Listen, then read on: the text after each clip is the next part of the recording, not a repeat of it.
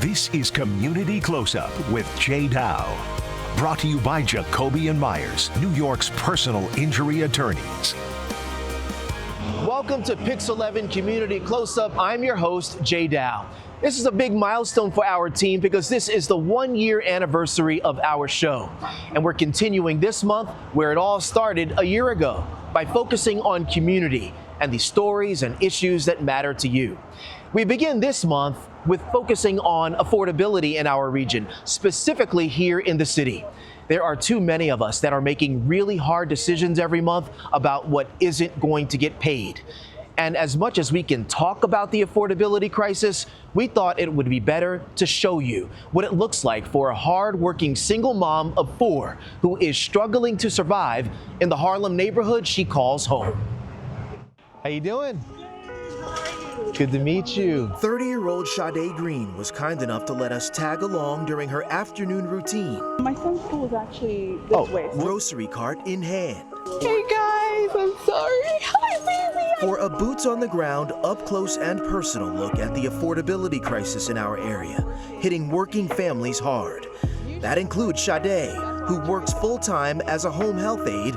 Her financial juggling act involves keeping up with 4 after-school pickups. So 12, 10, 8, and 4. Yes, and You got your hands full. yes, I do. Starting with 4-year-old Roman. Careful. Sade weaves her way through the Harlem neighborhood she grew up in on a tight schedule. Down to the minute. And with 4 hungry mouths to feed on an even tighter budget. How much are you spending on groceries every week? Well, daily it's about $50 to $70. We're talking about $500 a week? Yeah, Ballpark. yeah. Which means even a short visit Yellow raisins. to one of the local food markets I'm gonna make baked chicken tomorrow. can quickly rack up a hefty bill. Thank you. The total for this less than 20-minute visit, $111. You've got maybe, what, a dozen items in here? Mommy, let's go Yeah. that way. It's important to note that bill would be even higher without the supplemental SNAP benefits Sade receives, along with donated food she gets from local food pantries. According to a 2024 report from the New York City Comptroller's Office, in the decade-long period between 2013 and 2023, home food costs rose nearly 66%. And as of 2 years ago, 2023, more than a fifth of New York City households received federally funded, state-administered SNAP benefits. Housing, or the lack of it, is an entirely different problem. How big is your apartment? It's actually a 1-bedroom. I've been staying there since leaving a domestic violence situation, and that's part of the affordability issue, though. An apartment which Sade has shared with her mother for the last 4 years since leaving the father of her children, and not by choice. Money has held you back. Oh, definitely. This family of 6 creatively splitting this space. Where does everyone stay? You stay where? In the bedroom or here? No, I stay, there's a separate area on this side. 3 out of the 4 kids also sleep in the living room. The sofa bed, so it converts, but we're doubled in, tripled in. Okay. And then also one of my other children sleeps with my mother. In the bedroom? Yes. And there's just only so far you can stretch a dollar. Emily Goldstein is the Director of Organizing and Advocacy for the 51-year-old Association for Neighborhood and Housing Development. She wasn't surprised to hear that more people earning $30,000 to $50,000 a year are forced to share apartments with other family members. There's just this incredible mismatch. We are building new housing. You can argue we need more, but what we're building is completely out of reach for the people who are struggling. Sade Green, the fully employed single mom of 4 who's been living in her mother's 1-bedroom Harlem apartment, is one of many faces of the affordability crisis. Budgeting is a bit complex. A crisis rooted in food insecurity and a lack of truly affordable housing. But she keeps pushing on. Her growing family is counting on it. I do find that regardless of the efforts I've made, people like me, we do need support. And I'm not just saying for single mothers, but low-income individuals like elderly and disabled people, which I work with often. Affordability isn't just an issue for young families. Coming up, we're listening to seniors who are splitting time between bingo and worrying about increased health care costs on fixed incomes. We'll be right back. The balancing act among seniors on fixed incomes is often just as tenuous. Staying in Harlem, we met a woman in her 80s who told us things got so bad she had to decide between eating and paying to keep her disabled husband cared for in his nursing home. It wasn't too long ago when Diane Lenoir recalls better times spent with the love of her life, George. But that was then, and this is now. I look out for my baby. That quality time I go through his laundry, I cut his hair, I shave him, I do all of that. is now spent at the nursing home where he's been living for the last several years. My husband is in a wheelchair, he can't walk, and now he can't talk. He can only say yes or no. He can't talk. Did he have a stroke? He has strokes, yes. Aside from offering a snapshot of a union filled with love and devotion, 31 years, that's my baby, that's my husband, that's my boo, and I look out for him, yes. Like I should. Miss Diane's story also serves as a troubling lesson Oh, you ate these? on the limits of affordability for seniors. We have a hard time, and I had to pay to the nursing home almost $4,000 a month, which cuts down everything for me to be able to live on my own away from the nursing home. So it's not easy, but health care is expensive. Difficult eventually became impossible when Miss Diane says she didn't have enough money to continue making those monthly $4,000 out-of-pocket payments to her husband's nursing home. It just got to be too much. It got to be too much. Very stressful. Very stressful. I was skipping a whole lot of meals. I was the largest size. I lost a lot of weight because I couldn't afford to eat. I had to pay the nursing home. The Hamilton Grange Senior Center in Harlem, where we met Miss Diane, proving to be a lifeline in her time of need. The fact that it helps me to be able to eat. Miss Diane isn't alone. I get Medicare, and that just covers my rent. So it's going to definitely affect my budget and how I have to, kind of manipulate here and there just to stay just a little behind. We need more help instead of less help. During the afternoon we spent at the senior center, we spoke with one senior after another, all of them expressing on some level a degree of fear or anxiety over looming increases to their health care costs and their ability to afford living out the rest of their years in this area. We're going to have some serious, retirement financial crisis on our hands pretty soon. Dr. Veronica Dollar, an associate professor of economics at Pace University, believes the situation for the nation's seniors is only going to get worse. There's statistics that close to 50% of people who are just about to retire have no savings, no retirement savings. So I'm not quite sure how they're going to be able to manage to survive on their fixed income. You got a headache, you got a backache. The stress of what now seems like a constant financial juggling act, having a real impact on our seniors, many of whom are already battling pre-existing medical conditions.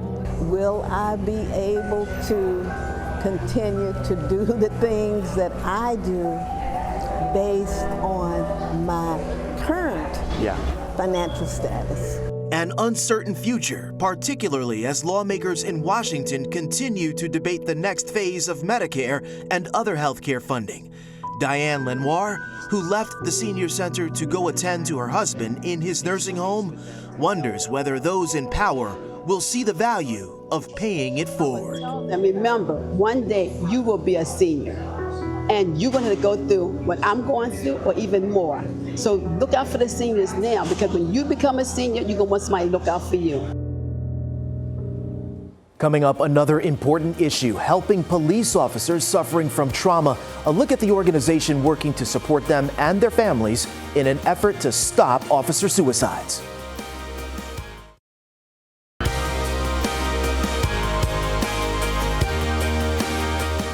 You're watching Community Close-Up with Jay Dow.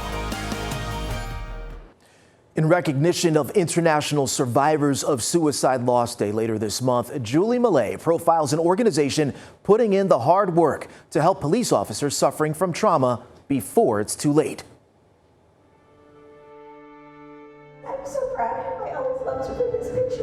Marianne McGinnis remembers the day her husband Peter was promoted to police sergeant. She brought her baby son to the ceremony. He wasn't even a year old yet, and I wanted to surprise my husband. I made that little uniform up for my son, and we had the little shield and everything for him, and I brought him to the ceremony, and they took pictures, him and my husband. It's a memory and a photo she'll cherish forever. I still take it with me everywhere. It's just great. And now, my son, look at him, he's actually a police officer. The photos are even more important to her now. McGinnis had no way of knowing at the time that in just a few short years, her family would suffer a tragedy of the worst kind. Her husband, Sergeant Peter McGinnis, took his own life. I miss him every day. My kids miss him every day. Peter McGinnis had gotten hurt on the job. While he could recover physically, it was his mental struggle which ultimately led him to make an irreversible decision, one that impacted his young family for the rest of their lives. My kids were 1, 4, and 6 years old, and I remember every single day raising them, what a family feels like. Forced to live the other side of suicide firsthand, Marianne McGinnis has made it her mission to make sure no other family has to. It's why you see her here on a Saturday morning at a PAPA training session. PAPA stands for Police Organization Providing Peer Assistance. In 93, 94, and 95, there were 28 suicides in the NYPD, and the city and everyone involved, the police commissioner, the city council, were up in arms. In response to a suicide crisis hitting the city's finest, PAPA started simply as a hotline where officers could call and talk to other officers. But now it's grown into so much more. Co-founder William Foley. We have something that's called a tactical response team. So when an officer is involved in a shooting, or there's a bad crime scene, or something horrific happens, we go to the scene. There's also training sessions teaching suicide awareness to fellow officers and civilians. There's retreats, yoga sessions providing mental health support, and doing it in a way that works for the men and the women on the force. The most important part about our organization is that we are separate from the police department. The 200 peer officers of PAPA work alongside the NYPD, but not with the NYPD. Because they're an independent entity, those looking for mental health support get confidentiality. There is no stigma attached, so he won't be sitting on his desk with his gun taken away. I look in the mirror and I hated that reflection looking back at me. Louis Yero credits PAPA with saving his life. Cops are difficult to ask for help, right? Especially this type of help. After years as a Brooklyn homicide detective, he was haunted by some of his toughest cases, so he drank. He says his family watched him self-destruct until an ultimatum from an unexpected person, his teenage son. He got in my face, nose to nose, face to, I could feel his breath. And he told me that I needed to stop. So Louis made a call to a friend and fellow officer. He says, you're gonna get a phone call from Papa. You're gonna do everything they tell you to do. So he did. I did the work. With the meetings. I did this for 6 whole months, you know, and then going back to work was weird. Now, Louis Yero volunteers with PAPA, telling his story about how the organization transformed him physically and mentally. PAPA's clinician says this is the outcome the program strives for. We take a cop off the street. We do very intensive work with them to kind of build a framework for them to go back to work. And while the organization was started to stop suicide, they aim to provide mental health support of any kind to anyone who can use it. Having so many peer support in the field, being able to just educate a cop about what mental health is, what anxiety may feel like, what depression may feel like, because they might not know what those things actually are named. PAPA director Thomas Hovigam says cops are facing more stress than ever before. Cops out in the streets now are really being scrutinized. The patience that the NYPD has, the uniformed cop has on the street to stand there and take it eventually will wear on them. And we are here when that happens. For Community Close-Up, I'm Julie Millay, Pix 11 News. Such important work. A big thank you to Julie for that great report. And for more info about PAPA, check them out at papanewyork.org. Switching gears, we're headed to the big stage with an even bigger Hollywood star, actor Tony Danza, taking us behind the curtain for a peek at the amazing work he's doing with the stars of tomorrow.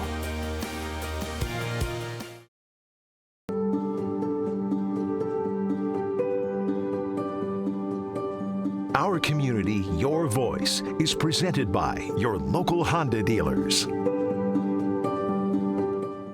I've met so many kids over the years who told me they'd never been to Manhattan, let alone out of the state.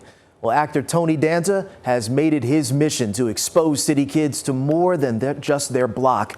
And he recently showed us all the things he's doing to make that happen. Teens from across New York City breaking a leg, putting their best foot forward. Performing in front of a crowd. It can be a daunting experience, but here, under the tutelage of veteran advisors and Hollywood legend Tony Danza, it's all doable. I want to show you what is possible when you give kids something that really, really touches them. What do you get out of being a part of this program? I get to live, to say the least. This is the place I want to be in. David Pasusaka, who has autism, and the nearly 80 other members of the Stars of Tomorrow Project are all constantly reminded their talent is appreciated and supported. Before this program, I wasn't really that alive.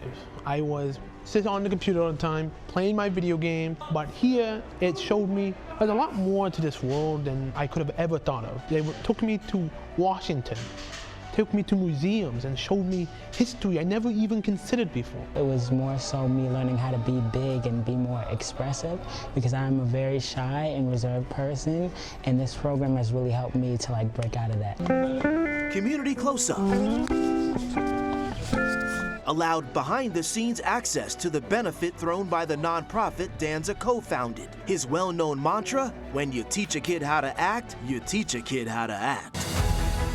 Jay, it's my pleasure. After working with other organizations over the last 15 years, mentoring kids, the East New York Brooklyn native decided a few years ago it was time to start his own nonprofit, dedicated to youth development, starting with performance. You know, what acting teaches you is that you have to be part of something bigger than yourself. And it also teaches you to be a real fine actor. You have to really listen. The Stars of Tomorrow project also includes cooking lessons and, just as importantly, exposing these young minds to the world beyond their own neighborhoods. That is such a big deal. That's like me. When I lived in East New York, you told me I got to go to New York, I got to pack a bag. Are you kidding me? Manhattan, that's like, another world. It's another country, right? Exactly. And so that's one of the things we do. Bijou Lucello is a project graduate and now serves as program director. What's it like seeing that light up in their eyes when they're on stage? It's one of the best feelings that you can have, to be able to give opportunities like this to young people. For me, it's pure joy. All of the hard work paying off. I did Broadway, then I traveled the world because I had to check. In fact, one of the project's recent graduates, Daniel Bravo Hernandez, last year scored an acting role in the Broadway production of Romeo and Juliet. Where are you when the choking starts? He's now paying it forward with a return to the program where his acting career began, to help direct and perform in the benefit performance. All I gotta say is I went to an acting conservatory, and I feel like a lot of the stuff that I still use to this day, no tea, no shade, I owe it to these guys. This program set me up for success in a way that I don't have the words to describe. Here's the thing, once you get them, you can't get rid of them. Right. They're like, and they're like missionaries. They go out and spread the word. Yes. What do you get out of all of this? Well, that's the key. People say to me all the time, oh, it's so great what you're doing. It's so great what you're doing. It's great for me. It's one of those things where you can't stop smiling watching them. A lot of people would say for me it would be tough, but even though I might have autism. Danza's sense of fulfillment matched only by the sense of pride that rushes through young performers like David Pasusaka. I am the same like anyone else. I am unique, I am interesting, I am allowed to talk with everyone here. Even though I have this disability, I'm no different from anyone else. It's why it's so beautiful to be here. We owe you, our viewers, both on television and online, a huge thanks for continuing to watch and support Community CloseUp month after month. I'm grateful. Our senior show producer, Tatiana Charlot, and the rest of our team are also grateful. You know, this show is about connecting with you on important issues and, whenever possible, leaving the studio so we can meet you where you're at in your community. So please continue sending us your stories. Email us at communitycloseup@pix11.com. I'm your host, Jay Dow. See you next time on Pix 11 Community Close-Up.